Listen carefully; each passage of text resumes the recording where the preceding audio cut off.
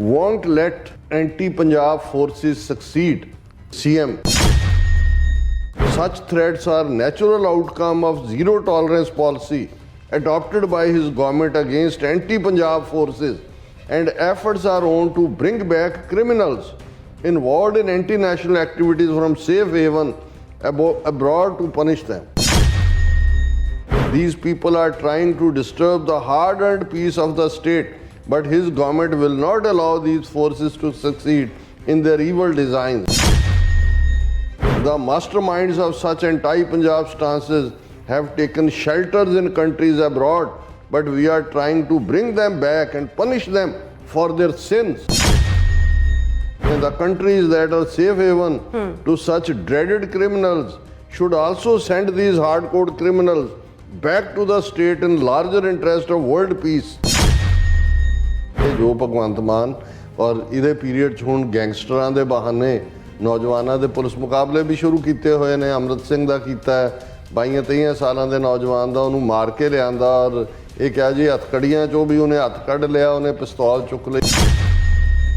ਇਸ ਪੰਜਾਬ ਦੇ ਨੌਜਵਾਨ ਨੇ ਹਰਦੀਪ ਸਿੰਘ ਨਿੱਜਰ ਜਾਂ ਅਵਤਾਰ ਸਿੰਘ ਖੰਡਾ ਇੱਕ ਲਫ਼ਜ਼ ਤੱਕ ਨਹੀਂ ਕਿਹਾ ਗਿਆ। ਜੇ ਦੁਨੀਆ ਭਰ ਦੇ ਵਿੱਚ ਇੰਡੀਆ ਦੇ ਟਰਾਂਸਨੈਸ਼ਨਲ ਰਿਪਰੈਸ਼ਨ ਦੀਆਂ ਖਬਰਾਂ ਹੀ ਨਹੀਂ, ਉਸ ਦੇ ਵਿੱਚ ਕੋਰਟ ਇੰਡਾਈਟਮੈਂਟ ਹੈ, ਤੁਹਾਨੂੰ ਇੱਕ ਲਾਈਨ ਵੀ ਨਹੀਂ ਸੁਣਨ ਨੂੰ ਮਿਲੀ।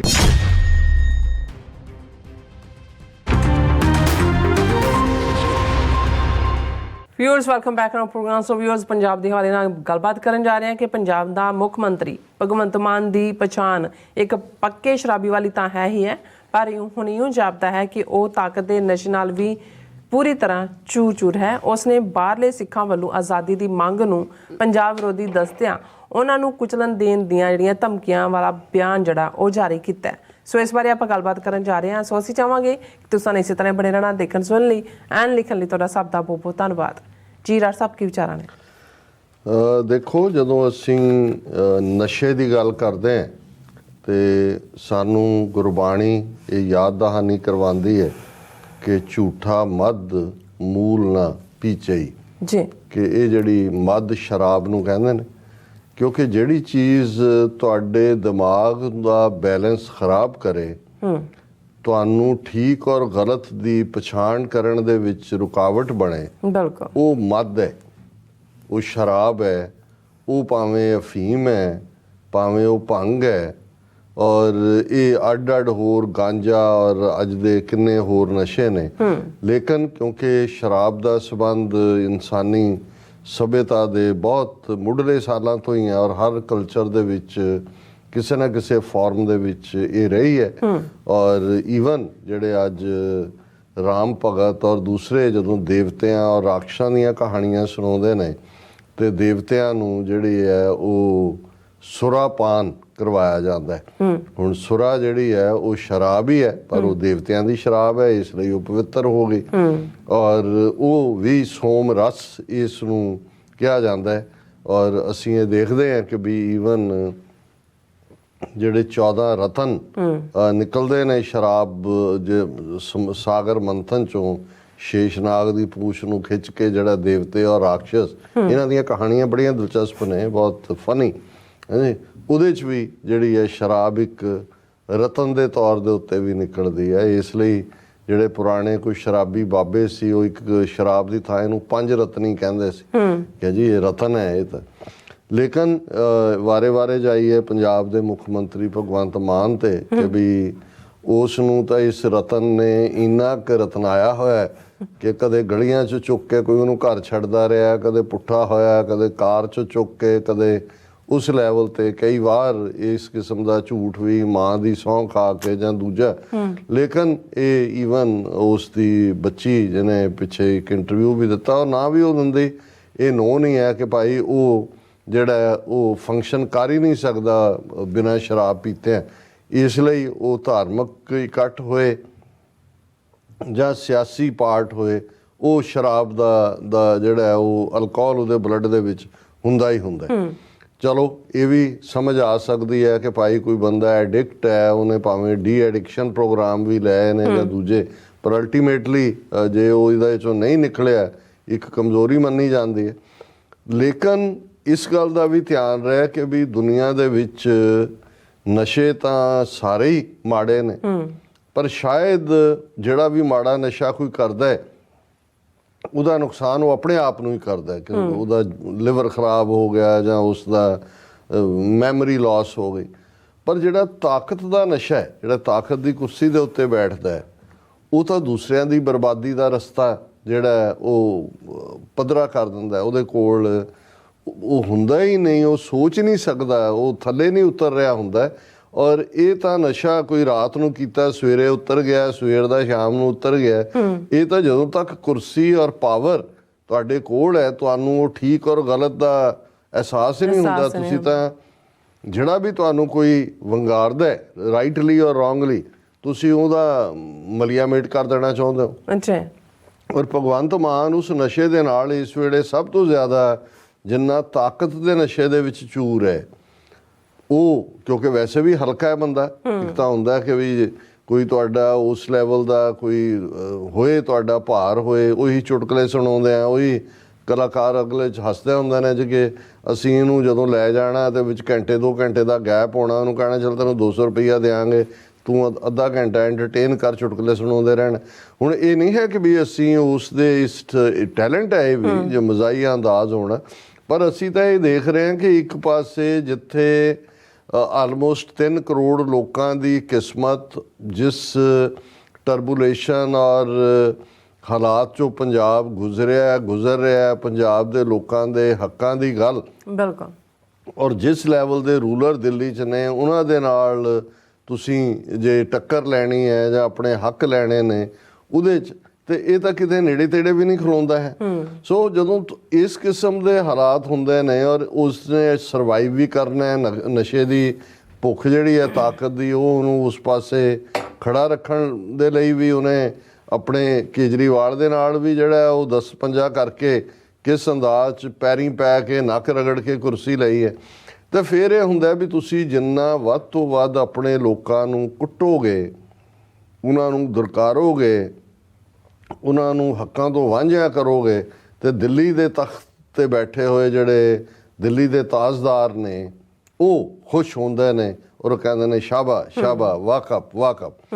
ਔਰ ਅਦਰਵਾਈਜ਼ ਹੁਣ ਈਵਨ ਹਾਲਾਂ ਕਾਂਗਰਸ ਦਾ MLA ਹੈ, ਜਦੋਂ ਅਸੀਂ ਸੁਖਪਾਲ ਖਹਿਰਾ ਦੀ ਗੱਲ ਕਰਦੇ ਹਾਂ, ਪਰ ਇਹਦੇ 'ਚ ਕੋਈ ਸ਼ੱਕ ਨਹੀਂ ਹੈ ਕਿ ਉਹਨੇ ਭਾਈ ਅੰਮ੍ਰਿਤਪਾਲ ਸਿੰਘ ਦਾ ਮੁੱਦਾ ਹੋਏ, ਪੰਜਾਬ ਦੇ ਹੱਕਾਂ ਦਾ ਹੋਏ, ਗੁਰੂ ਗ੍ਰੰਥ ਸਾਹਿਬ ਦੀ ਬੇਦਬੀਆਂ ਦਾ ਮੁੱਦਾ ਹੋਏ, ਵੋਕਲ ਆਵਾਜ਼ ਹੈ। ਔਰ ਜਦੋਂ ਕਿ ਬਾਕੀ ਕਾਂਗਰਸ ਖਿਲ ਰਿਹਾ ਇੱਕ ਸ਼ਰਾਜ਼ੇ ਵਾਂਗ ਹੈ ਜਾਂ ਕਿਤੇ ਨਾ ਕਿਤੇ ਹਰ ਇੱਕ ਨੇ ਕੋਈ ਕੰਪਰੋਮਾਈਜ਼ ਕੀਤਾ ਹੋਇਆ, ਉਹਨੇ ਪੂਰੀ ਆਪਣੀ ਆਵਾਜ਼ ਚੁੱਕੀ। ਉਹਨੂੰ ਕਿਵੇਂ ਕੇਸਾਂ ਦੇ ਵਿੱਚ ਫਸਾਇਆ ਗਿਆ, ਇੱਕ ਡਰੱਗ ਕੇਸ, ਦੂਜਾ ਫਿਰ ਜੇ ਪਹਿਲੇ 'ਚੋਂ ਜ਼ਮਾਨਤ ਹੋਈ ਤੇ ਇਹ ਕਿਹਾ ਜੀ ਨਹੀਂ ਇਹਨੇ ਆਪਣੇ ਗਵਾਹ ਨੂੰ ਇੰਟੀਮੀਡੇਟ ਕੀਤਾ, ਵਿਟਨੈਸ ਜਿਹੜੀ ਸੀ ਕੋਈ ਕਾਊਂਟਰ ਵਿਟਨੈਸ, ਫਿਰ ਕੇਸ ਪਾ ਕੇ ਤੁਰ ਲਿਆ ਔਰ ਉਹਦੀ ਜ਼ਮਾਨਤ ਹੋਈ। ਕੱਲ ਕੇ ਪਰਸੋਂ ਹੀ ਓਪਨ ਜਦੋਂ ਆਇਆ ਉਹਨੇ ਸ਼ੁਕਰਾਨਾ ਰੱਬ ਦਾ ਕੀਤਾ ਔਰ ਉਹਨੇ ਆਪਣੀ ਡਿਫਾਇੰਸ ਦਿੱਤੀ ਕਿ ਭਾਈ ਮੈਨੂੰ ਕੋਈ ਕਹੇ ਕਿ ਵੀ ਮੇਰੇ ਤੋਂ ਮਾਫੀ ਮੰਗਾ ਲਿਓ। ਤੇ ਅੱਜ ਮੈਂ ਖਬਰਾਂ 'ਚ ਦੇਖ ਰਿਹਾ ਸੀ ਕਿ ਉਹਦੀ ਜਿਹੜੀ ਜ਼ਮਾਨਤ ਗ੍ਰਾਂਟ ਕੀਤੀ ਹੈ ਉਹਦੇ ਖਿਲਾਫ ਪੰਜਾਬ ਸਰਕਾਰ ਨੇ ਸੁਪਰੀਮ ਕੋਰਟ 'ਚ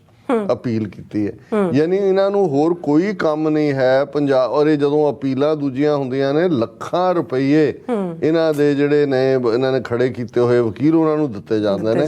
ਸੋ ਇੱਕ ਪਾਸਾ ਤਾਂ ਇਹ ਚੱਲ ਰਿਹਾ। ਹੁਣ ਦੂਸਰੇ ਪਾਸੇ 26 ਜਨਵਰੀ ਆ ਰਹੀ ਹੈ।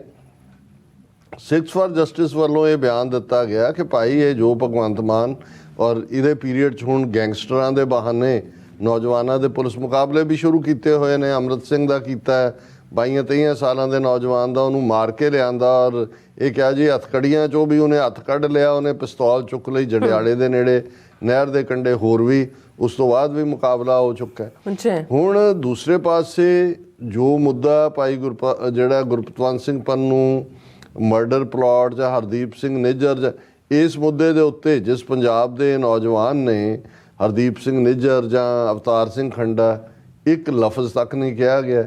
ਜੇ ਦੁਨੀਆ ਭਰ ਦੇ ਵਿੱਚ ਇੰਡੀਆ ਦੇ ਟਰਾਂਸਨੈਸ਼ਨਲ ਰਿਪਰੈਸ਼ਨ ਦੀਆਂ ਖਬਰਾਂ ਹੀ ਨਹੀਂ, ਉਸ ਦੇ ਵਿੱਚ ਕੋਰਟ ਇੰਡਾਈਟਮੈਂਟ ਹੈ, ਤੁਹਾਨੂੰ ਇੱਕ ਲਾਈਨ ਵੀ ਨਹੀਂ ਸੁਣਨ ਨੂੰ ਮਿਲੀ ਕਿ ਉਹਨਾਂ ਸਿਵਾਏ ਸਿਮਰਨਜੀਤ ਸਿੰਘ ਮਾਨ ਤੋਂ ਕੋਈ ਆਵਾਜ਼ ਜਿਹੜੀ ਹੈ ਉੱਥੇ ਨਹੀਂ ਉੱਠੀ।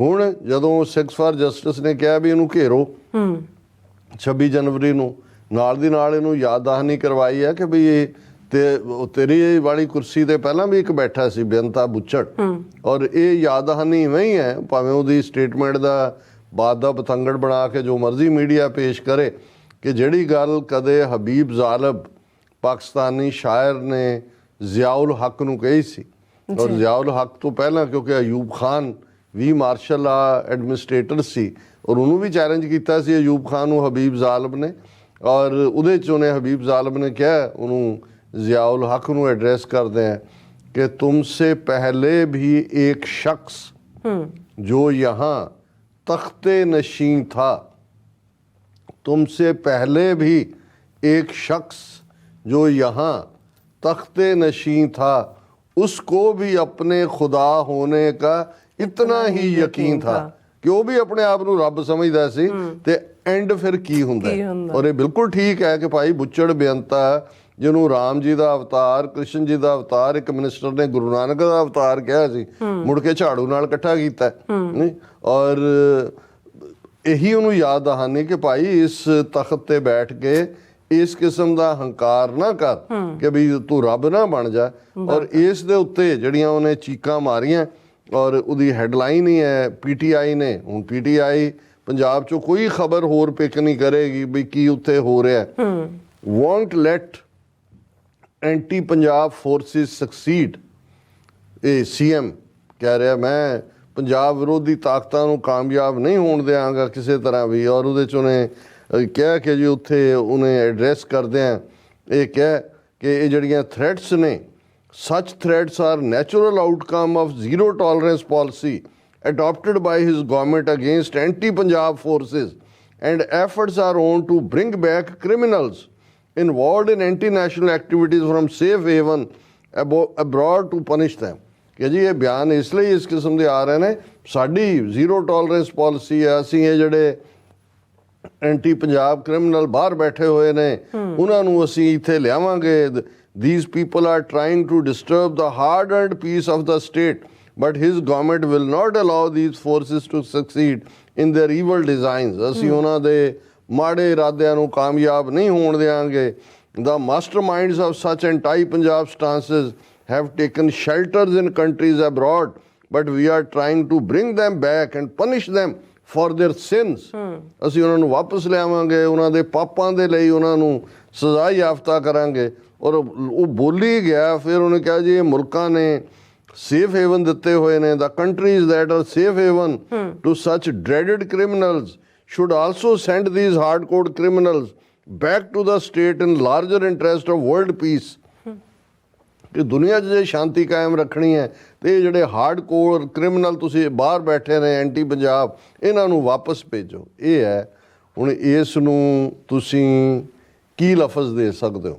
ਇਸ ਨੂੰ ਇਹੀ ਹੈ ਕਿ ਭਾਈ ਇਹ ਜਦੋਂ ਬੰਦਾ ਤਾਕਤ ਦੇ ਨਸ਼ੇ 'ਚ, ਵੈਸੇ ਤਾਂ ਜਦੋਂ ਕੋਈ ਬੰਦਾ ਬਹੁਤਾ ਵੱਧ ਘੱਟ ਬੋਲ ਜਾਂਦਾ ਤਾਂ ਅਗਲੇ ਕਹਿੰਦੇ ਖਾਧੀ ਪੀਤੀ 'ਚ ਹੋ ਗਿਆ।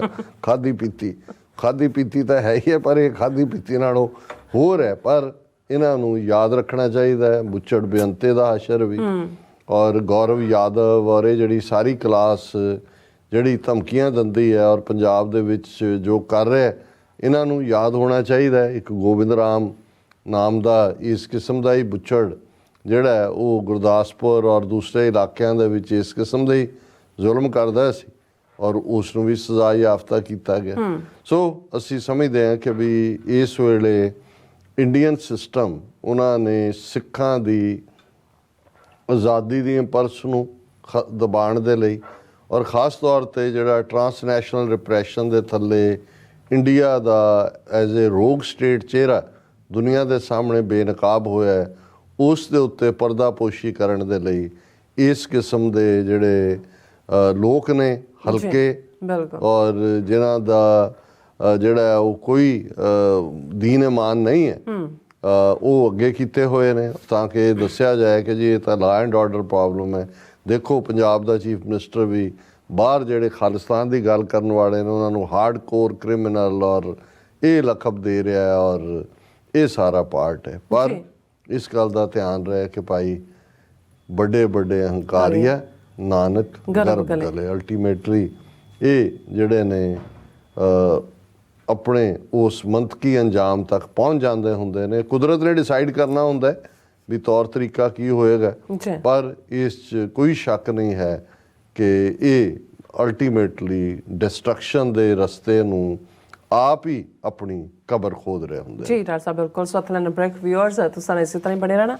ਮਿਲਦੇ ਹਾਂ ਛੋਟੇ ਜਿਹੇ ਵਕਫੇ ਤੋਂ ਬਾਅਦ।